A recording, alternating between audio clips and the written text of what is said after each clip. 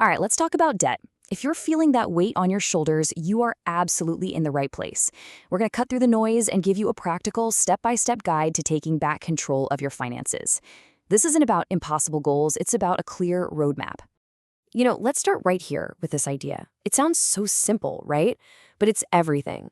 The very first step before any fancy strategies or spreadsheets is to just stop digging. You have to stop making the problem worse. That's the foundation for everything else we're going to talk about. So here's something really interesting. Most of us, when we think about debt, we fixate on that one big, scary number, right? The total amount we owe. But what if I told you that's the wrong number to focus on?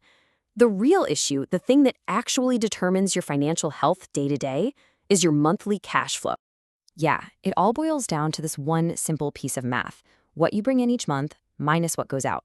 That number at the end, whether it's positive or negative, that is your financial heartbeat. It tells you the entire story of whether you're sinking or swimming. Okay, so let's use that number and play doctor for a second. We can actually diagnose your financial situation just like a medical condition. That monthly bottom line, it's the key symptom. It tells us exactly how serious things are and what kind of medicine you need. And really, it breaks down into two main categories. First, are you a general patient? This means your cash flow is still positive. Phew. But you're carrying debt on things like credit cards that you can't seem to pay off in full. It's a warning sign. Or are you a coma patient? This is where your monthly cash flow is negative. Your income literally isn't enough to cover your bills. That's a financial emergency. All right, first up, let's talk about the treatment plan for a general patient. If this is you, the good news is you're not in the ER. We have a proactive plan you can put into action right away to make sure things don't get any worse. So what happens if you get some extra cash, like a bonus? The temptation is to sprinkle a little bit on every debt to make yourself feel good. Don't do it. That's a classic mistake. The smartest, most efficient thing you can do is throw that entire lump sum on the one debt with the highest interest rate.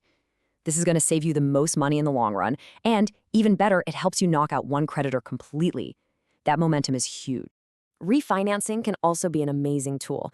It's basically about bundling up all those nasty, high-interest debts into one new loan with a lower interest rate, which frees up your monthly cash flow. But, and this is a big but, it only works if you follow these three non-negotiable rules.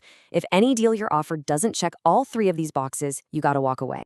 And here is the absolute most critical warning about this. Refinancing doesn't make your debt disappear. All it does is move it around. If you don't fix the spending habits that got you into debt in the first place, you're just going to end up with a bunch of empty credit cards that, let's be honest, are going to get filled right back up again. Okay, now we need to shift gears. What if you're in that coma patient category? Your cash flow is negative every month.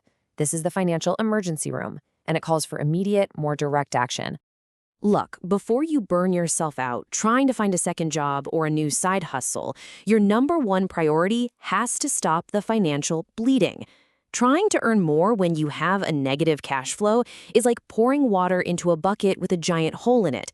You have to patch the hole first, and you do that by going directly to your creditors and negotiating. I know the idea of getting on the phone with a creditor can be terrifying, so don't. Write a letter. A formal letter is an incredibly powerful tool because it forces an official review.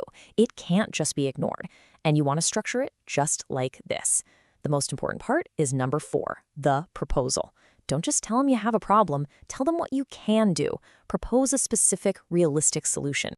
But does this negotiation stuff actually work in the real world? Can you really just write a letter and have your debt reduced? Well, let me tell you the story of a student named Wichit. He put this exact strategy to the test. So Wichit owed a bank 138,000 Thai baht on a credit card. He was completely overwhelmed, and he'd already stopped making payments. The loan was in default. Then he managed to get a bonus from work, and instead of just chipping away at the debt, he wrote a formal letter, just like the one we saw, and he made a bold offer. He said, "I will give you 70,000 baht right now to settle this entire debt and close the account." And you know what happened? The bank responded. They couldn't do 70,000, but they countered with an offer of 80,000. Deal? Just like that, Weechi's 138,000 baht debt was completely settled for a single payment of 80,000 baht. He saved himself almost 60,000. It's incredible.